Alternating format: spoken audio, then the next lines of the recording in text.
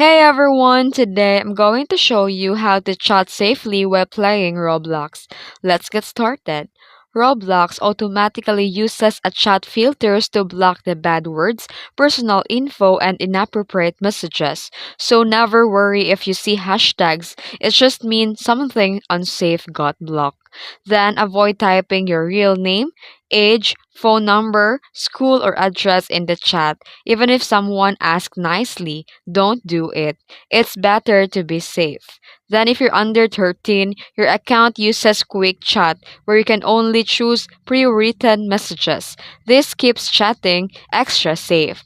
Then, if someone is being rude or breaking the rules, tap their profile and just click block or report abuse.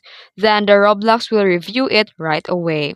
Then, to set the privacy settings from there, choose what can chat or who can chat with you in app and in games. You can set it into your friends or no one or everyone, whatever you prefer. And that's how you chat safely in Roblox. If this video helped you, don't forget to like and subscribe for more tips and tutorials. Thanks for watching.